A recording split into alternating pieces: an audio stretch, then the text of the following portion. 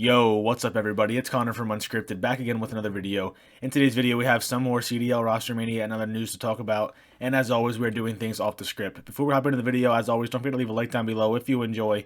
Leave a comment as well with your thoughts on some of what we're going to talk about today. I'm sure you will have thoughts. I'd love to hear them. Let me know down below. Subscribe to the channel as well if you are enjoying the content and looking for more videos like this one. I appreciate all that. It means a lot to me. And let's hop right into the video. So as you see on screen, the big news of the day is roster mania involving Vivid. We have mutually agreed to transfer Vivid the Warrior to another team, said the LA Gorillas. We thank him for climbing the ladder with us the past 2 seasons and wish him the best. Of course, Vivid, one of probably the most talented players sitting on a team's bench. He's the most talented one that comes to mind right away. I mean, he was, in the opinion of pretty much everybody, the Gorillas' best player throughout Stage 1. And then, well, during his time on the team, he was their best player. They benched him because of pacing issues, I guess, and he hasn't been seen since, but now he will be seen on a new team, and this really left us with one option, basically, because all that was left without a roster was Dallas, because they dropped Philo. They needed a spot. Surge technically don't have a roster confirmed yet, but Classic will almost certainly be replacing Decimate, so pretty much every roster was set but Dallas, so it really was no surprise to see this from Dallas here. Welcome to the Empire, Vivid the Warrior.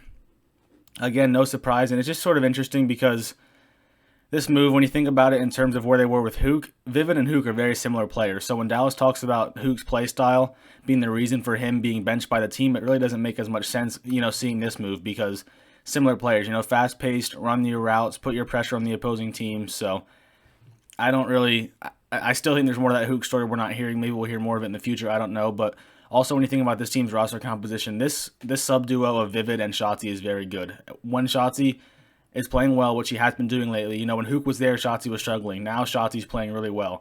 You put Vivid in there, at the very least, these guys will put a ton of pressure on the map. I mean, you're not going to find, there's the Tiny Terrors, and then it might be these guys in terms of sub-duos who put the most pressure on the map. They play at the fastest pace. They get into the faces of their opponents. There are some better sub-duos, Hydra and Asum, and also Kleenex and Bance. Those are good sub-duos for sure until we see Vivid and Shotzi play together. I don't think we can put them above those duos, but just in terms of their pacing and their style of play, those guys are right there. The most similar play style to the Tiny Terrors, and if you want someone to come out and try their best to beat the Tiny Terrors at their own game with pressure, with just map control and pace, you probably couldn't find a better duo, in my opinion, than these two in the league right now. This should be a really good sub-duo. Now, of course, the pressure falls onto Crim 6 and Illy. There's no excuses anymore. Those guys got to be better. Illy has been terrible all year. I don't even know how he's still on the roster, but he is, and he pretty much has been glorified target practice for almost the entire season. And if he can't get better, this move, it'll probably make them a little better just because, Vivid is just better than Fellow. That's all there is to it. But it really won't be that much of a difference maker if Illy cannot step it up and play better. Same with Crim. He was really good in Stage 2, not so much in Stage 3. Crim does say here, let's get it done, Vivid the Warriors. Everyone in Search League play now. The squad's running some games. So Crim happy with this move after posting, a pretty big rant about sort of just the state of the Empire right now being frustrating and having some struggles and hoping to get through them. So good for his sake. I'm sure he's happy that they got this figured out now and they will finally have a roster that should be good. But again, if those ARs don't step up, it probably won't matter. Vivid says over here, excited to finish the season out with the Dallas Empire. Excited to see what we can do. Hashtag build an empire. He also did thank the Gorillas for their time, for his time with them over the past 2 seasons. He said nothing but love there.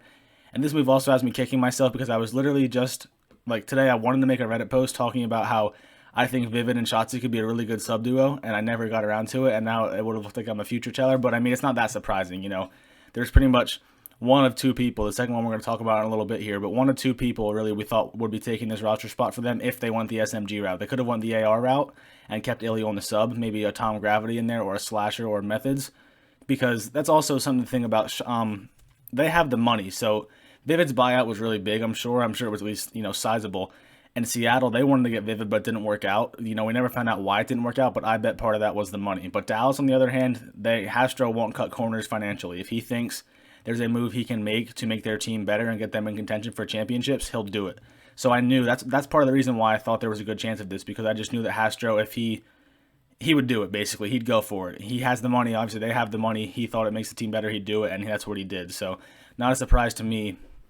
But yeah, that's just, it should be a good duo. I'm excited to watch that, and we'll see how it goes. But the other guy that we were thinking about maybe joining the Empire is Saints, especially after he tweeted this. He said, I'm free at last, referencing his contract with the New York Subliners Academy team. So unfortunately for Saints, there's been at least one occurrence that we know of this season of a CDL team wanting to acquire him but not being willing to pay his buyout from the Subliners Academy team, which I'm sure was very frustrating for him.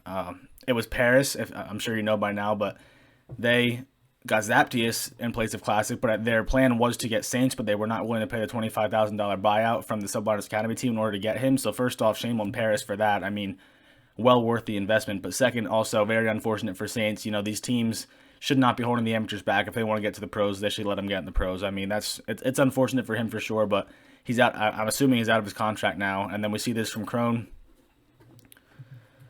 Saints removed the Subliners from his Twitter. It looks like he's been released from the Subliners Academy contract. As far as I know, he's still playing with the Academy roster for now. So basically, he is still playing with those guys, I guess, but he's not under contract with them, so he'd be free to join a team of his choosing in the CDL if he was offered a contract and would not be held back by that. So it's good for them for that roster because that roster has been a disaster lately. You know, Decimate in and out, Hamza gone and back, Spart is gone, Prolute was gone, now back again. I mean, they've been all over the freaking place lately, so it's good for him. At least he still has a roster to play with in Challengers because he still does have one more stage to get in the CDL. I think the roster is locked after Stage 4, so he still could get in the CDL by the end of this stage, or for the end of the season by the end of this stage. I think some teams might want to make roster moves after Stage 4. I don't know. I'm pretty sure it's prior to the start of Stage 5, but it might be prior to the end of Stage 4. So if that's the case, there would need to be a mid-stage move for Saints to get in the CDL in time to play in Champs this year, but I'm not 100% sure when the roster lock is.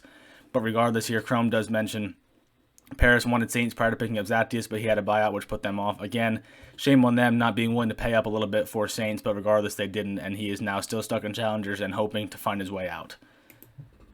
Okay, all the roster media news and moves done. Now we move on to the groups. They have been announced for Stage 3, and you see them here. Make sure they're there. There we go. So FaZe, Optic, Thieves, Rocker, Paris, Surge on one side.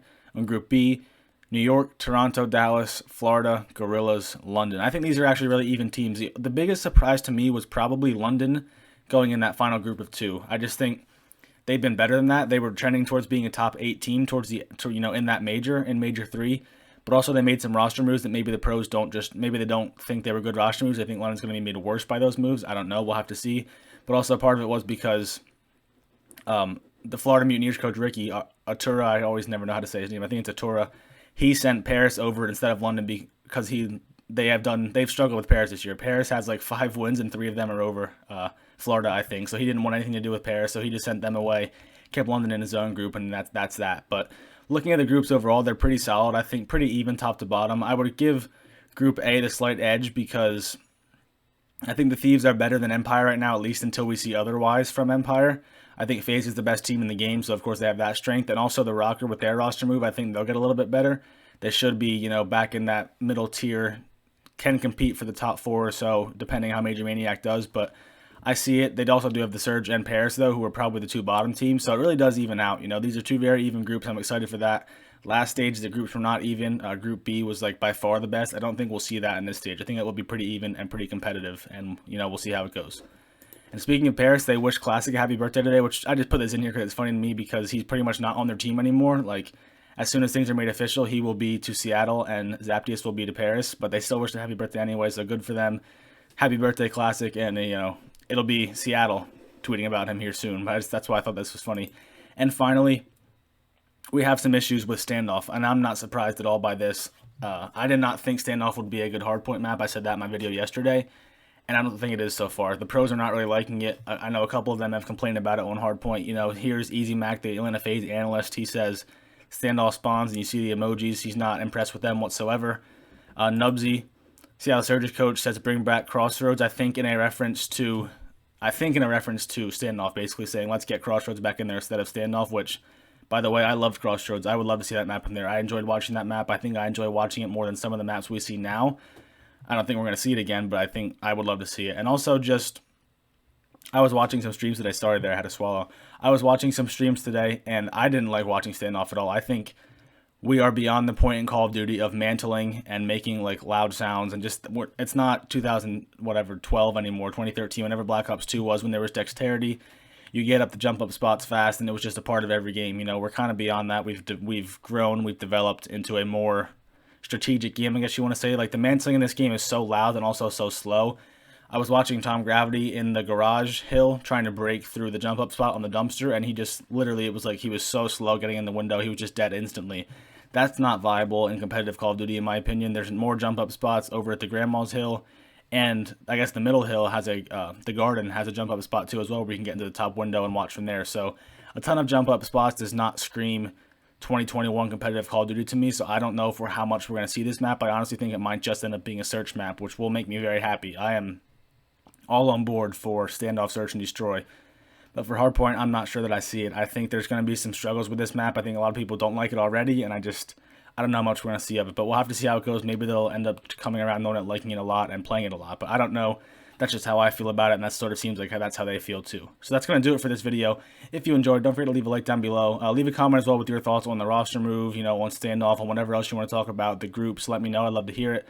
Subscribe to the channel too if you enjoyed the video and you're looking for more similar videos from me in the future. I appreciate all of that. It means a lot to me. I hope you enjoyed the video. I hope you had a good day today, and I'll talk to you guys in the next video.